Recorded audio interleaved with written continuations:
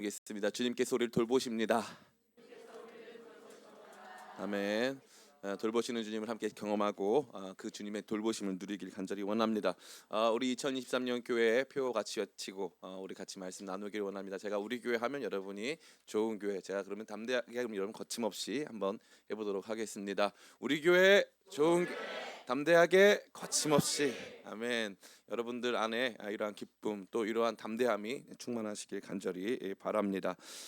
오늘 당초 말씀으로 섬겨주시기로 했던 파리 제일 장로교회 김요한 목사님께서 코로나19 확진이 되시면서 오늘 말씀은 제가 그냥 전하게 되었습니다. 제가 특별히 기도회를 인도하는 가운데서 굉장히 많이 설교를 하기 때문에 우리 성도님들이 때로는 좀 쉬어가는 타이밍도 있어야 되는데 너무 저만 설교해가지고 한편으로는 좀 송구한 마음도 있지만 하나님께서 또 저를 통해서 또 주시고자 하시는 우리 교회에 또 여러분 개인적으로 주시고자 하시는 뜻과 말씀이 있는 것 아닌가라는 생각이 들어서 오늘 또 특별히 기도회 중에 이 말씀 전해라 하는 강한 감동이 있어가지고 제가 이 말씀 준비했습니다. 그래서 여러분들 안에 하나님께서 저에게 주신 감동 동일하게 넘치시길 간절히 바랍니다. 오늘 우리 앞에 드리워진 말씀은 그야말로 단순하다고 할 수 있습니다. 무엇입니까? 팥죽 사건입니다. 팥죽 사건. 야곱이 배고픈 에서에게 다가가서 팥죽 한 그릇으로 장자의 명분을 산 이야기가 오늘 저와 여러분들이 함께 나눌 이야기의 전부입니다. 우리는 이 말씀을 들으면서 야곱이 어떠한 사람인가, 야곱이 얼마나 그가 치졸한 방식으로 또 비열하게 자기 형에게서 장자권을 뺏었는가에 대해서 많은 관심을 기울이고 또 그렇게 강조점을 가진 설교들을 들어왔을 것입니다. 그러나 성경의 증언을 보니 그러한 정도의 교훈을 얻는 것은 오늘 이 말씀을 심각하게 가볍게 여기는 것으로 볼 수밖에 없습니다. 이 말씀은 더 깊은 차원의 의미를 가지고 있고 저와 여러분 모두에게 하나님께서 주시는 거룩한 도전의 말씀이라고 저는 감히 생각합니다. 아무쪼록 오늘 말씀을 통해서 우리가 가지고 있었던 이 말씀에 대한 오해가 고쳐지고 우리 모두가 힘쓰고 애써야 하는 삶의 지향점이 달라지는 귀한 시간 되시기를 예수님의 이름으로 축원합니다. 오늘 우리가 먼저 알아야 될 것은 오늘 이 팥죽 이야기가 갑툭튀 그냥말로 갑자기 툭 튀어나온 이야기가 아니라는 점입니다. 이 팥죽 이야기는 어디에 등장할까요? 바로 족보 이야기에 등장합니다. 그래서 창세기 25장은 족보의 이야기를 다루어주고 있는데요. 처음에는 이스마엘 족보가 등장하고 그 다음에 이제 이삭의 족보가 등장하면서 그 가운데 있었던 한 사건, 다시 말해 이 팥죽 사건을 저와 여러분 가운데 이야기해주고 있는 것입니다. 그렇다면 이 말씀이 족보 한 가운데 들어있었다는 것은 무엇을 의미할까요? 우리가 봤을 땐 아무것도 아닌 이 팥죽 사건 이거 하나가 족보를 바꿔놨다는 것을 의미합니다. 별것도 아닌데 이 사건 하나에서 이루어진 일이 큰 일도 아닌데 족보 이야기를 다 기술하다가 왜 에서가 하나님 나라의 장자가 아니라 야곱이냐 하면 그때 아무도 모르지만 이런 일이 있었다라고 설명하면서 하나님 나라 족보가 바뀐 연유를 저와 여러분에게 보여주고 있는 것입니다. 그러니까 이 사건은 사소해 보이지만 굉장히 중요한 사건이었고 어떻게 보면 이스라엘 민족 전체의 운명을 가르는 굉장히 어마어마하게 큰 분수령을 이루는 그런 사건이었다고 감히 말씀드릴 수 있습니다. 뒤에서도 말씀 나누겠지만 작고 사소한 것들이 큰 변화를 만들어내는 것입니다. 우리가 봤을 때 그때 일어난 일들이 큰 일은 아니라고 생각할 수 있지만 쉽게 넘어간 일이라고 생각할 수 있지만 실제적으로 별일 아니었던 것 같은 이 사건이 이스라엘 역사의 족보 그 흐름을 바꾼 것처럼 하나님의 사람들은 언제나 작고 또 굉장히 우리가 봤을 때는 별 볼 일 없어 보이지만 그 안에서 하나님의 뜻을 발견할 수 있는 그런 지혜 그러한 안목이 필요하다는 것을 이 말씀은 저와 여러분에게 말해주고 있습니다. 자 그렇다면 이 뒤바뀐 족보와 관련된 이야기 속에 우리 안에는 한 가지 의문이 들기 시작합니다. 왜 그러면 야곱은 치밀하게 준비를 해서 왜 치밀하게 준비를 해가지고 형 에서가 배고플 때 하필이면은 배고픈 사람이 들어오고 있는데 거기다가 팥죽을 써가지고 그의 이 허기짐을 자극하고 그를 계속적으로 꼬신 다음에 심지어 그냥 장자권을 달라는 게 아니라 맹세하라고 장자권 주는 건 맹세하라고 막 종용해가지고 결국에는 이 장자권을 받아내지 않습니까? 그럼 도대체 왜 에서는 장자권에 이와 같이 엄청난 이런 야망을 가지고 있었을까요? 그것은 다른 것이 아니라 장자의 축복 때문이었습니다. 장자의 축복. 근데 이 장자의 축복은 그러면 누가 준 걸까요? 다른 것이 아니라 장자 축복에 대한 기대와 소망은 그의 어머니 리브가가 준 것입니다. 목사님 어떻게 알 수 있습니까? 이 에서와 야곱은 편애를 받았습니다. 에서는 아빠의 편애를 받았고 이 야곱은 엄마의 편애를 받았습니다. 특별히 에서는 밖에서 활동하는 그야말로 그 시대의 엘리트에 해당했습니다. 그는 그 시대가 원하는 종류의 인간상을 가진 사람이었어요. 남성스럽고 능력 있게 사냥감을 구해오는, 그 사냥을 잘한다는 것은 사실 군사적인 능력도 강하다는 것을 의미하거든요. 그러니까 모든 면에 있어서 그 시대가 요구하는 모든 것을 갖춘 사람이었죠. 심지어 그런 엘리트 아들 에서가 아빠에게 종종 고기로 된 음식을 대접했습니다. 그러니까 아빠 입장에서는 굉장히 좋아할 수밖에 없는 거죠. 이 야곱과 에서의 편의 얘기 보면 재밌는 게 에서는 이삭은 에서가 사냥해 온 고기를 좋아함으로 에서를 사랑하고 리브가는 야곱을 사랑하였더라. 이렇게 돼 있어요. 재밌는 게 뭐냐면은 에서에는 조건절이 붙어 있다는 거예요. 사냥해서 고기 갖고 오는 아들이니까 사랑했다 이거예요. 엘리트 아들이라 이거예요. 그러나 리브가는 야곱을 사랑했는데 조건이 없어요. 조건 없는 엄마 사랑 받으면서 집 안에서 얌전히 잘 컸습니다. 뒤에 살펴보겠지만 이삭은 그의 아버지 이삭은 시간이 가면 갈수록 영적 안목을 상실하고 어떻게 하나님 나라가 어떠한 모습의 사람으로 이어져야 하는지에 대한 관점을 다 상실하고 고기만 갖고 오면 축복해 주겠다. 장자지만 장자의 축복은 장자면 줘야 되는 거 아닙니까? 근데 고기를 갖고 오면 주겠다고 계속적으로 그러한 모습을 보여주고 있는 거죠. 그래서 리브가는 다릅니다. 리브가는 처음부터 자기가 생각했을 때 이 가정, 다시 말해 하나님 백성 된 우리 가정에서 에서가 장자가 될 수는 없다라고 하는 생각을 가지고 있었어요. 그래서 리브가가 야곱을 키우면서 사실 이 가정의 진짜 장자는 네가 돼야 해. 네가 이 가정의 믿음의 유업을 계승해야 돼. 네가 이 가정의 장자야라고 끊임없이 가르쳐 주었던 것이죠. 그렇기 때문에 야곱은 이 장자권에 대한 기대, 장자권에 대한 소망을 가지고 있었던 것으로 보여집니다. 자, 그렇다면 우리한테는 해결된 게 있어요. 족보가 뒤바뀌었는데 거기에는 야곱이 가지고 있었던 장자권에 대한 야망이 있었다. 여기까지 들으면은 목사님 우리가 원래 듣던 설교랑 똑같아요. 맞아요. 그런데 문제가 뭐냐면 그러면 장자권에 대한 야망이 있다고 해서 다 얻을 수 있습니까? 그렇지 않다는 거죠. 누가 이걸 포기한 거죠? 에서가 포기한 거죠. 그러면 성경은 이 잘못을 누구에게 돌리고 있을까요? 성경은 이 잘못을 에서에게로 돌리고 있습니다. 같이 말씀 한번 읽어보겠습니다. 33절 34절 같이 읽습니다. 시작. 야곱이 이르되 오늘 내게 맹세하라. 에서가 맹세하고 장자의 명분을 야곱에게 판지라. 야곱이 떡과 팥죽을 에서에게 주매 에서가 먹으며 마시고 일어나 갔으니 에서가 장자의 명분을 가볍게 여김이었더라. 아멘. 여기서 주목해야 될 첫 번째는 장자의 명분을 그냥 포기한 게 아니라 팔았다는 거예요. 팔았다. 대가를 지불하고 팔았다. 재밌는 게 뭐냐면은 아브라함도 하나님께서 땅을 주신다고 했었거든요. 근데 그 땅을 아브라함 당대에 하나님께서 주신 땅은 딱 하나예요. 그게 뭐냐면은 자기 아내 이 사라를 매장한 막벨라 굴만 얻습니다. 다른 땅은 얻지 못해요. 그럼 막벨라 굴은 어떻게 얻을까요? 돈 주고 삽니다. 돈 주고 사요. 그리고 나중에 보면은 이 이삭도 다른 땅들을 돈 주고 삽니다. 그 말은 뭐냐면 나중에 하나님 나라 원칙에 의해서 돈 주고 산 그 땅은 결국 아브라함의 땅, 이삭의 땅, 야곱의 땅, 이스라엘 백성의 땅이 된다는 것을 보여주기 위해 하나님께서는 족장들의 삶에 매매 행위를 두셔서 그 족장들이 이 땅을 받을 수 있는 충분한 명분이 있음을 상징적으로 보여주고 있는 거예요. 근데 너무 놀랍게 에서와 야곱 사이에서는 그러한 매매 행위가 성립하고 있다는 거죠. 그러니까 이 장자의 명분을 매입한 장자요 헷갈리죠.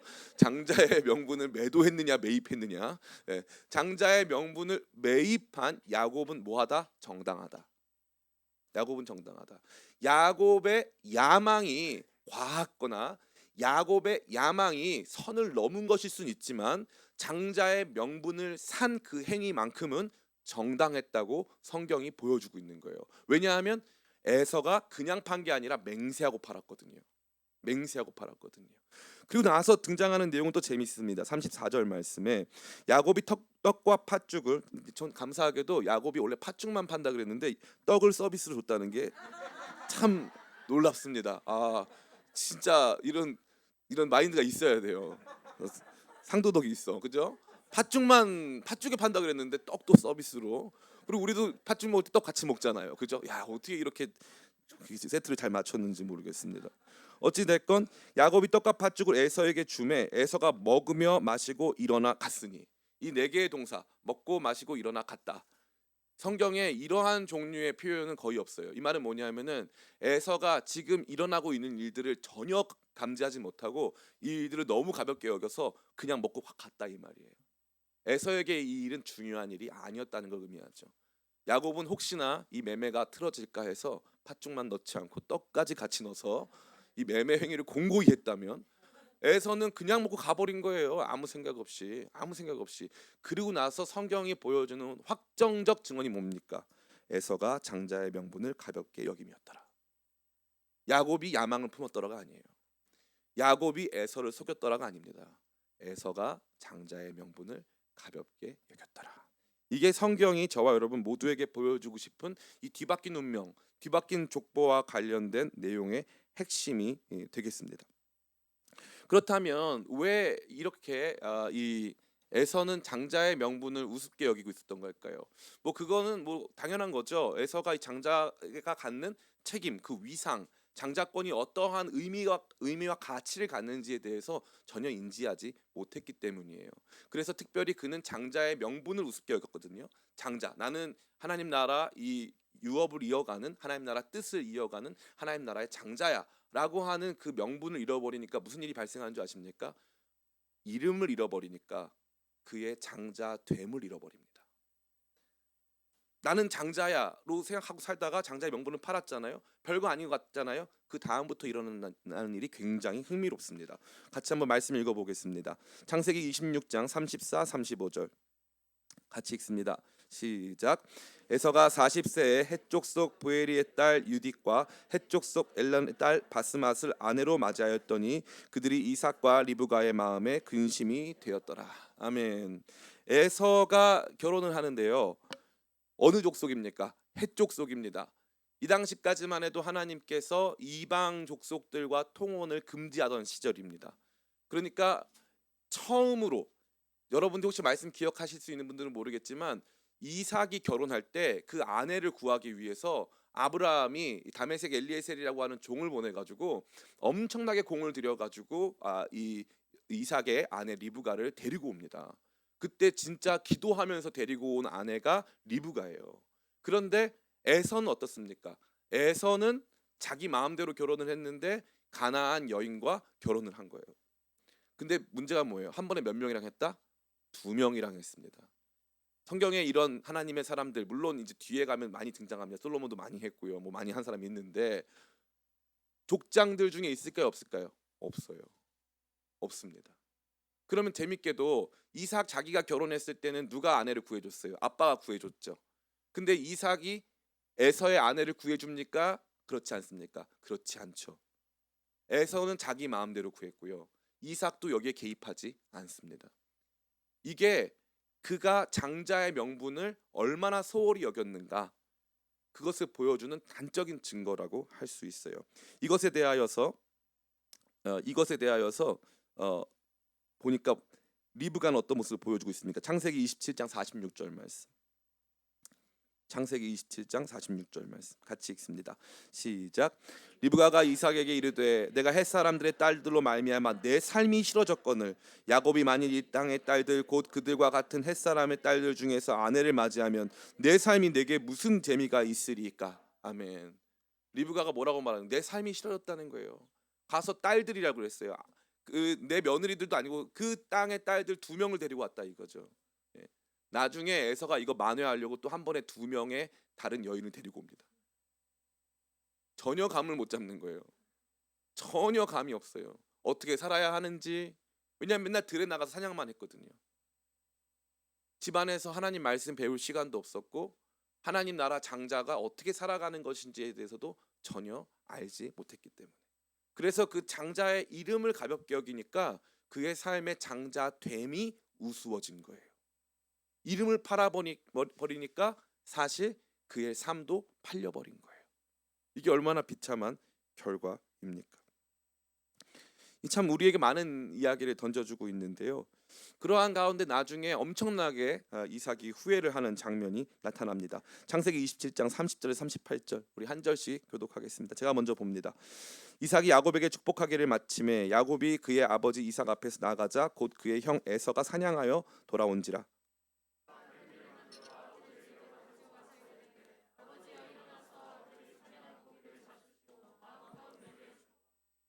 그의 아버지 이삭이 그에게 이르되 너는 누구냐? 그가 대답하되 나는 아버지의 아들 곧 아버지의 맏아들 에서로소이다.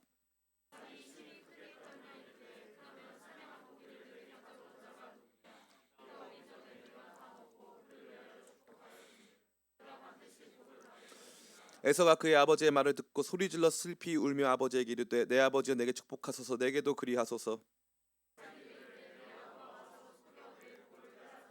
에서가 이르되 그의 이름을 야곱이라 함이 합당하지 아니하니까 그가 나를 속임이 이것이 두 번째니이다. 전에는 나의 장자의 명분을 빼앗고 이제는 내 복을 빼앗았나이다. 또 이르되 아버지께서 나를 위하여 빌 복을 남기지 아니하셨나이까.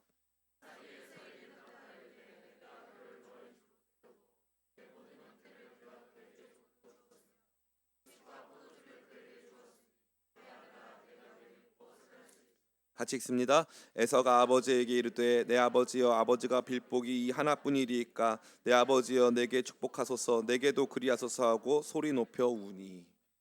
너무 억울한 거예요. 내게도 축복해 주세요 하고 하는 거죠. 그런데 축복은 누가 받는다고 되어 있습니까? 축복 이것에 대한 축복은 누가 받아야 되냐면은 장자가 받습니다. 자기는 뭐라고 말하냐면 아버지의 맏아들이 접니다. 제가 장자입니다라고 말을 하지만 더 이상 그 장자의 명분, 이름을 버린 그 사람 에서에게는 장자의 축복도 남아 있을 수 없는 것입니다. 그러나 그는 이것을 알았을까요? 몰랐을까요? 몰랐습니다. 장자의 이름을 버리면 장자됨이 버려져서 자기가 그 축복에서부터 배제된다는 사실을 알지 못했다는 것입니다. 이것은 저와 여러분에게 1차적으로 그리스도인이라고 하는 그 이름의 가치를 다시 한번 생각하게 하는 것입니다. 우리 자신이 그리스도인이다. 내가 비록 부족하고 연약하지만 나는 기독교인이다. 나는 하나님 자녀다. 나는 이 땅 가운데 살아가는 하나님 백성이다. 라고 하는 그 이름을 상실하기 시작하면 그 다음부터 따라오는 것은 그 이름이 아무런 힘이 없어 보였지만 그 이름이 지키고 있었던 하나님 나라 자녀됨이 상실되기 시작한다는 것입니다. 그것에 대한 가치를 충분히 이해도 하지 못하고 그 축복을 누릴 수 있는 여러 가지 마땅한 자격 조건도 다 박탈된 채 그저 그 이름 하나 버린 것뿐인데 내가 그때 어쩔 수 없어서 일하느라고 생활하느라고 그냥 나는 그때 잠깐 그런 것뿐인데 그런데 에서 입장도 마찬가지 아니겠습니까? 그날 제가 얼마나 힘들었는지 몰라요. 사냥하고 돌아오느라고 너무 힘들었습니다. 그때 잠깐 그렇게 제가 어렸을 때 아무 생각 없이 한 행동인데 하나님은 어떻게 나한테 이러실 수 있습니까? 라고 우리가 반문할 수 있는데요. 근데 하나님은 그것을 다 기억하십니다. 우리에게 있어서 그리스도인이라고 하는 이름은 너무나 중요한 것입니다. 교회의 성도라고 하는 이름은 너무나도 중요한 것이죠.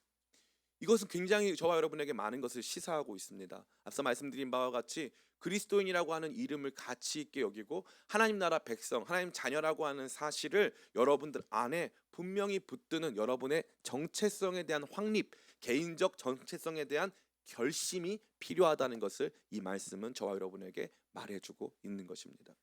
두 번째, 이 말씀은 우리 자신에게 그리스도인이라고 하는 정체성에 대한 확립을 넘어서서 하나님 나라에 필요한 사람, 하나님 나라에 있어서 내가 무언가를 감당할 사람, 나도 의미 있고 가치 있는 삶을 살아서 하나님께 무언가 해드리고 싶은 사람이라고 하는 거룩한 결단이 요청되는 것을 보여주고 있습니다. 그냥 대충 사는 것이 아니라 나도 장자로 살고 싶다. 나도 하나님께 의미 있고 가치 있는 사람으로 살고 싶다. 전 참 이게 재밌어요. 야곱이 보면서 형에 대한 열등감이 얼마나 컸을까요? 쌍둥이입니다. 쌍둥이에요. 쌍둥이인데 형은 그야말로 가질 수 있는 모든 걸 다 가진 거예요. 외적인 모습, 그의 능력, 또 아버지의 사랑 다 받고 있는 거예요. 그때 야곱은 뭘 느꼈을까요? 나는 외형적으로도 남성스럽지 못하고, 나는 이 그런 능력도 없어가지고 사냥도 못하는 아무것도 아닌 사람이구나. 그때 아마 리브가가 가르쳐 줬을 거예요. 그런데 하나님 나라는 능력 있고 그런 사람들, 세상에서 인정받는 사람들이 아니라 너가 자꾸 부족해도 너가 그 나라를 위해서 하나님 나라 백성답게 장자의 명분을 가지고 살면 하나님께서 너에게도 복을 주실 거야 라고 하는 그 기대와 소망을 날마다 준 거예요. 그렇기 때문에 야곱은 형보다 늦게 결혼하고, 야곱은 그래서 자기 삶에서 그러한 종류의 선택을 하지는 않았습니다. 왜 그럴까요? 자기는 부족하지만 장자니까요. 능력으로 장자는 아니지만 하나님 나라에 가치 있고 의미 있는 사람이니까요. 그래서 그 이름을 붙은 거예요. 그 이름을. 그러니까 하나님께서 어떻게 하십니까? 너무 놀라운 건 하나님은 장자의 명분을 가진 야곱을 장자로 취급해 주세요. 장자로 인정해 주세요. 그래서 야곱이 도망가는 그 길에서 하나님께서, 그 광야길에서 야곱이 돌베개를 베고 자는데 하나님께서 환상을 보여주시면서 사닥다리 끝에 하나님의 얼굴을 보여주시면서 내가 너에게 복을 주고 내가 너를 번성하게 하겠다. 이거 누구한테 준 약속인 줄 아세요? 아브라함한테 준 약속을 하나님이 이삭한테 주시고, 이삭한테 주신 내가 너와 함께 하겠고 너가 복을 받겠고 네가 번성하리라 하신 그 약속을 에서가 아닌 지금 이 길가에 쓰러져서 자고 있는 야곱에게 주신다 이 말이에요. 이게 너무 재밌는 거예요. 장자 되고 싶어하는 그 사람, 하나님 나라 위에 쓰임 받고 싶어하는 그 사람에게 하나님께서는 그 축복을 주시고 그 약속을 주신다 이 말이에요. 능력으로 주시는 게 아니에요. 그 마음으로 주시는 거예요. 그 나라를 가치 있게 여기는 사람, 하나님 나라 장자권을 소중히 여기는 사람, 나도 주님께 쓰임 받고 싶다고 생각하고 고백하는 그 사람에게 하나님께서 장자의 확신을 주시고 그 축복을 확증해 주신다는 것이 오늘 이 말씀 속에 나왔습니다. 그러면 야곱이 장자가 되기까지 그 인생이 쉬웠습니까? 바로 앞에 서서 그는 말합니다. 자기 지나온 세월이 험악한 세월이었다고 말합니다. 고생 많이 했습니다. 어려운 일 많았습니다. 그런데 야곱 때에 이르러서 이스라엘이 12아들이 되면서 어마어마한 지파가 생겨나기 시작하고, 야곱 한 사람의 수고와 삶의 연단과 어려운 시기를 통과하는 그 과정을 통해서 하나님께서 이스라엘 백성을 형성했다고 해도 과언이 아닙니다. 그는 그야말로 이스라엘의 장자 중에 장자입니다. 너무 신기하지 않습니까? 그는 자격이 없는 사람이에요. 능력이 없는 사람입니다. 세상적인 기준으로 봤을 때 너 같은 사람이 무슨 뭐 한다고, 네가 뭐 얼마나 대단하다고, 네가 뭐 얼마나 꿈을 꾼다고, 너가 할 수 있는 일은 아무것도 없어 라고 취급받던 사람이 야곱이에요. 집에만 있던 사람, 우리가 봤을 때는 무시하기 딱 좋은 사람, 그게 야곱이에요. 너는 처음부터 못 나가지고 형 뒷 발꿈치 잡고 나왔어. 이게요, 애들 태어나, 오늘 다 생일인데 애들 태어났을 때 얘기 가지고 장난치지 마세요. 뭐 내가 너를 뭐 다리 밑에서 주워왔다 그런 거 하지 마. 그 상처 오래 갑니다. 애들 잘 고개 한 20살 때까지 가요. 20년을 지배하는 거야 그런 게. 절대 하면 안 돼요. 그래서 이름도 야곱이잖아요. 발꿈치 잡고 나왔다고. 너는 어릴 때부터 그랬어. 너는 어릴 때부터 약했어. 너는 어릴 때부터 발꿈치 잡고 나왔어. 그게 너야. 라고 말한 게, 그럼 야곱의 인생에 그렇게 이름 붙여준 게 그게 과연 그에게 있어서 보탬이 됐을까요? 그렇지 않았겠죠. 그렇지 않았겠죠. 그런데 그는 무엇을 이겨낸 거예요? 너는 남의 발꿈치 잡고 일어난 사람이야. 맞아요, 주님. 저 그런 사람이에요. 근데 저 주님의 발꿈치를 못 놓겠어요. 하고 하나님 발꿈치 잡아서 하나님께서 그를 이스라엘의 장자로 만들어 가시는 과정을 우리가 성경 말씀을 통해서 보게 되는 거 아닐까요? 사랑하는 성도 여러분, 사람의 가치는 어디에 있는 줄 아세요? 그의 꿈에 있는 거예요. 한 사람의 가치는요, 그가 무엇을 기대하고 소망하고 바라고 있는가에 있는 거예요. 성경이 오늘 저와 여러분에게 보여주는 이 장면, 우리 스스로 장자임을 자처하고 하나님 나라에 가치 있는 사람으로, 내가 그러한 역할을 하는 사람으로 스스로에게, 자기에게 말해주고 자기가 그런 사람이 되겠다는 거룩한 결심을 갖는 것, 그게 너무나 중요하다는 거예요.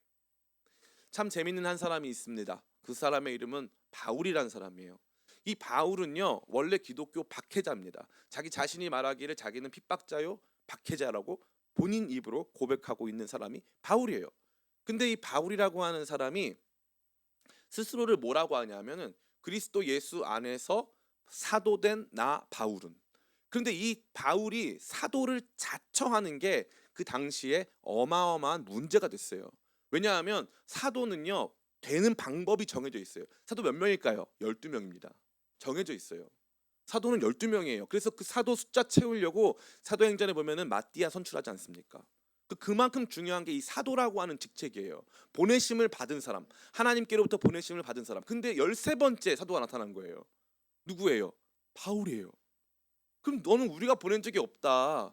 너는 우리가 보낸 적이 없는데 왜 스스로 사도라고 자처하냐? 그랬더니 사도 바울이 뭐라는 거예요? 나는 예수님 진짜 만나서 예수님이 직접 보낸 사람이다.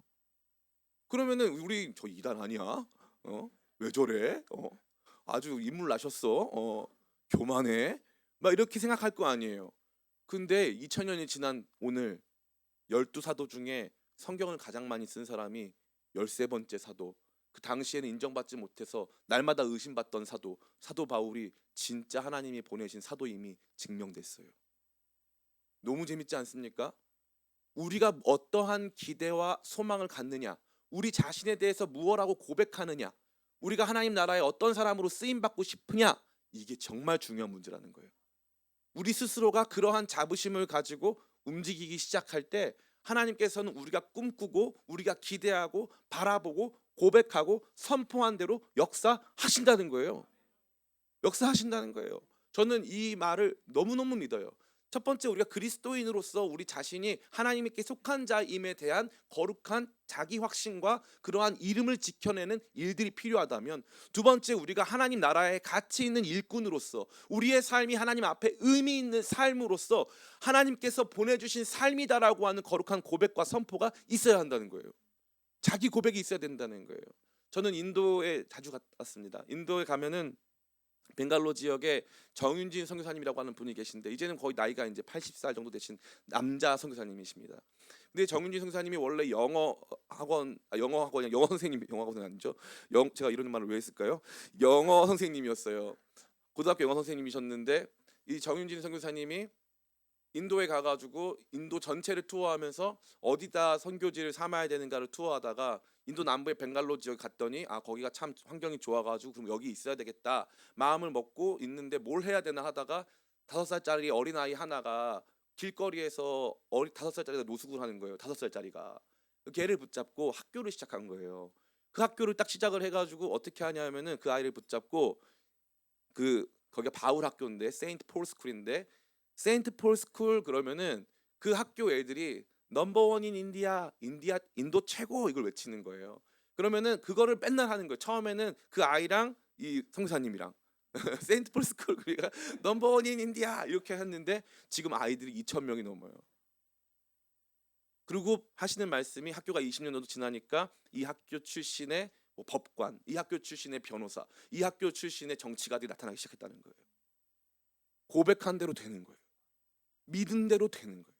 이 너무너무 신기한 거예요. 우리는 매번 작고 사소한 일들에 신음해요. 그런 과정에서 뭐가 흔들리냐 하면 내가 누구인가가 흔들리는 거예요. 근데 야곱은 흔들리지 않았어요.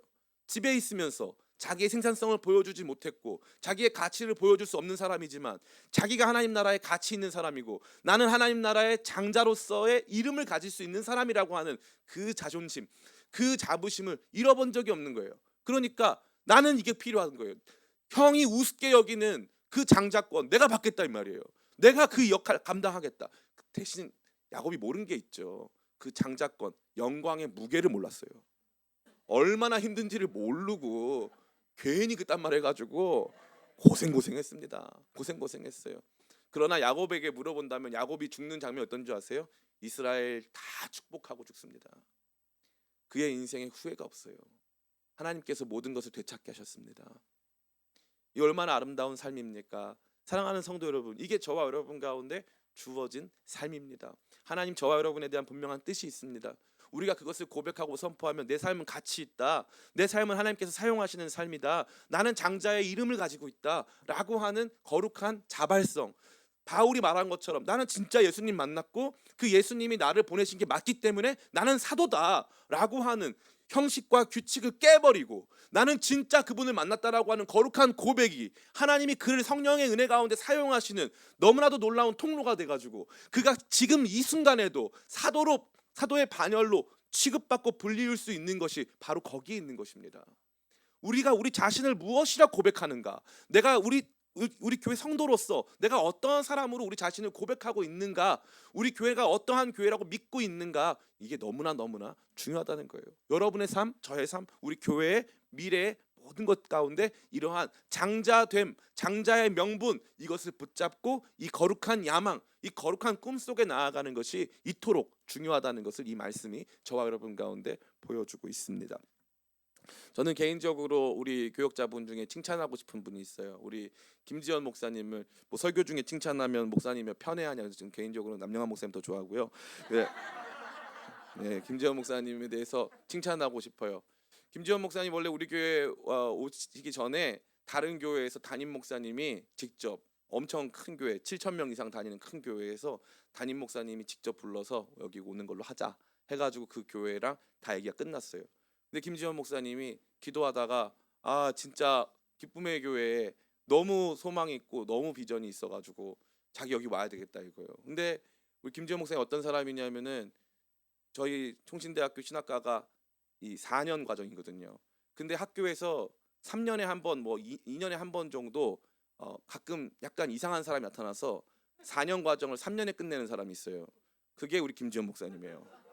4년 과정을 3년에 끝냈는데 문제가 3년에 끝냈는데 전체 수석으로 끝냈어요. 믿어지세요? 이런 사람이 없어요. 이런 사람이 없습니다. 근데 학부 때 열심히 하다가 신대원 가서 다 망가지거든요. 근데 목사님은 신대원도 수석으로 졸업했어요. 그런 놀리는 건가요? 예. 예. 그런데 제가 고마운 건 그거예요. 그런데 목사님이 기쁨의 교회가 대한민국 최고의 교회라는 거예요. 뭐 있다고 그잖아요. 저는 근데 그때 뭘 봤냐면은 저 목사님 고백 때문에라도 기쁨의 교회가 대한민국 최고의 교회 되겠구나. 너무 고마웠어요. 그게 너무 고마웠어요.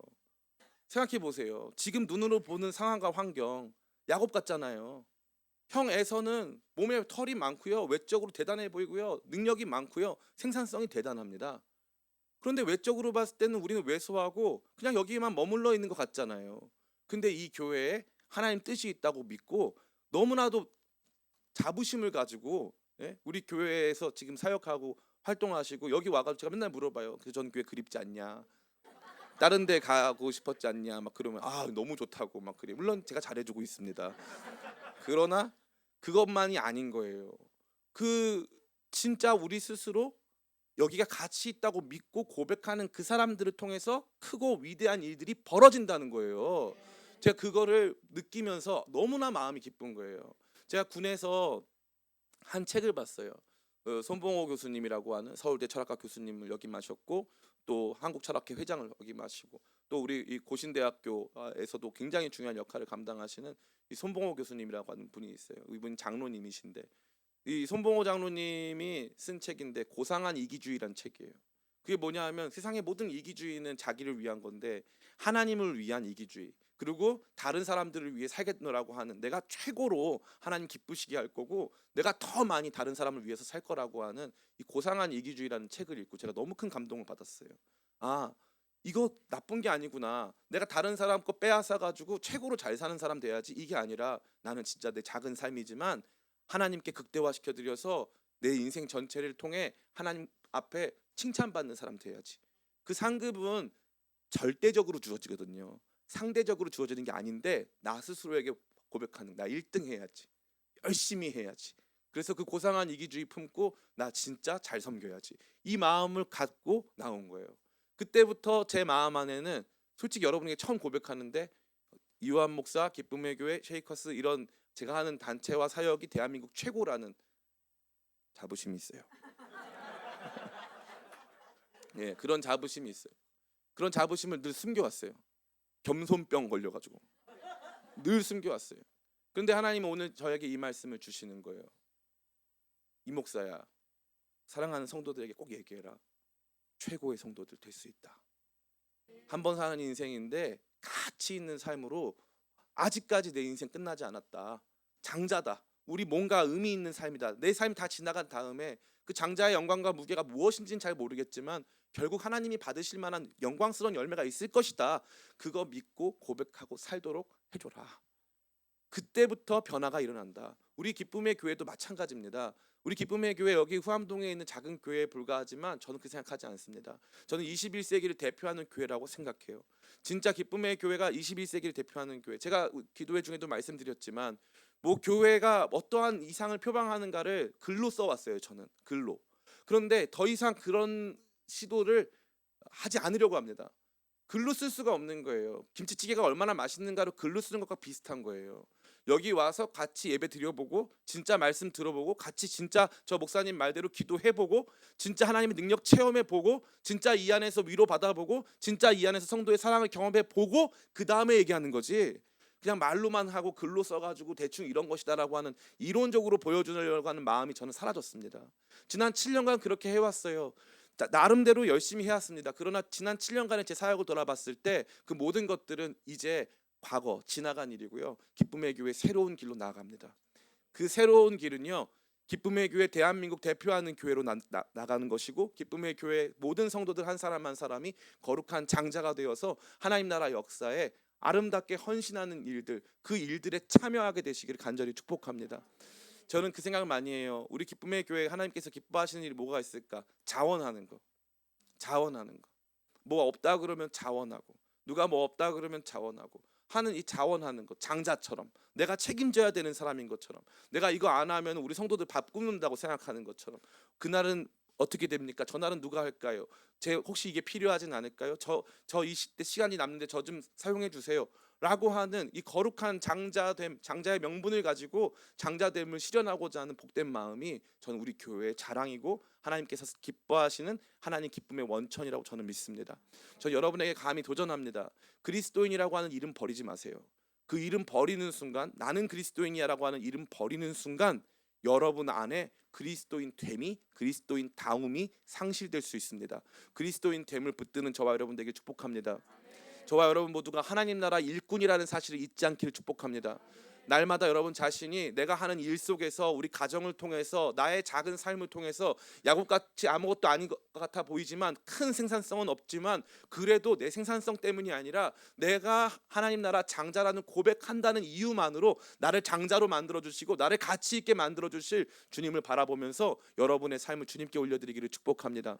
마지막 우리가 함께 세워가는 우리 기쁨의 교회가 하나님 나라의 장자 교회인 것을 선포하고 함께 나가기를 축복합니다. 우리의 선택이 뭔가 부정적인 것들을 회피하기 위한 선택이 되지 않기를 축복합니다. 적극적으로 모든 것들을 품고 한두 사람 마음 때문에 좌지우지되는 것이 아니라 도리어 하나님께서 우리 교회를 통해서 행하실 일들을 바라보면서 나가기를 원해요. 제가 어저께 무슨 기도를 했냐 하면 하나님 우리 기쁨의 교회가 대한민국 출산율을 역전시키는 교회 되게 달라고 기도했어요. 이거 진짜 중요한 얘기입니다. 예, 진짜 중요한 얘기예요. 대한민국 출산율 역전돼야 됩니다. 나라가 죽어가고 있어요. 이거 이 후암동에 2023년 이 후암초등학교, 삼광초등학교 두 학교를 합쳐서 신입생이 80명이랍니다. 두 학교를 합쳐서 신입생이 80명. 그러면 이 나라가 다 죽어가고 있는 거예요. 그럼 10년 뒤, 20년 뒤, 30년 뒤에는 여기에 누가 채워질까요? 많은 난민들, 이민자들이 채워지겠죠. 그 나쁜 일은 아니죠. 피할 수 없는 일은 맞죠. 그러나 게임에서 질 때 지더라도 1대 0으로 지는 것과 5대 0으로 지는 건 차이가 큽니다. 지더라도 1대 0으로 져야 돼요. 그러니까 우리 여기서 멈추면 안 됩니다.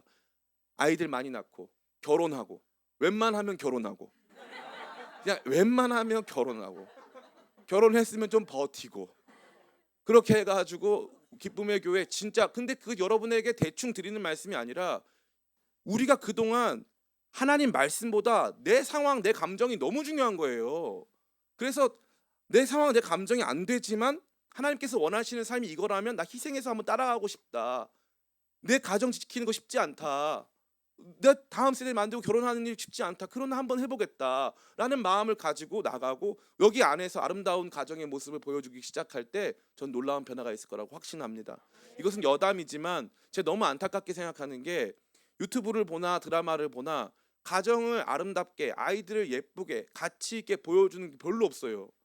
무슨 뭐 솔로 지옥 뭐 뭐 무슨 뭐 돌싱 뭐 이런 거나 하고, 아니 다 가치 있고 좋은 일이지만 아이가 예쁘고 키워서 보람 있고 키웠더니 좋은 일 많다. 좋은 일도 많잖아요. 그런 건 하나도 안 나오고 힘든 얘기밖에 안 나와요. 그러니까 모든 사람들의 생각과 마음이 거기에 집중되어 있는 거예요. 그렇지 않아요. 행복한 일이고 좋은 일입니다. 우리가 누군가를 위해서 다음 세대를 위해서 희생할 수 있으면 감사한 일인데 그게 내 아이라면 얼마나 감사한 일이에요. 그렇지 않습니까? 그러니까 저는 기쁨의 교회가 대한민국의 판도를 바꾸는 교회가 될 걸 전 믿어요. 믿기로 결정했어요. 여러분에게 좀 힘든 일이 될 수 있어요. 아까 말씀드렸다시피 장자의 명분을 가지면 장자가 마땅히 감당해야 될 고난을 감수해야 됩니다. 그러니까 여러분에게 힘든 일이 될 거예요. 그러나 제가 고민 많이 했어요. 여러분 안 힘들게 해드리고 기쁨의 교회 그냥 이대로 머물러 있을 것이냐, 아니면 다 같이 좀 힘들어도 우리 진짜 역사의 판도를 바꾸는 한 시대의 이야기를 남기는 교회로 남을 것이냐. 여러분 안에 오늘 이 질문이 던져져 있습니다. 여러분은 누구입니까? 여러분이 장자라고 선포하시기를 예수님의 이름으로 축원합니다. 잠시 같이 기도하기 원합니다.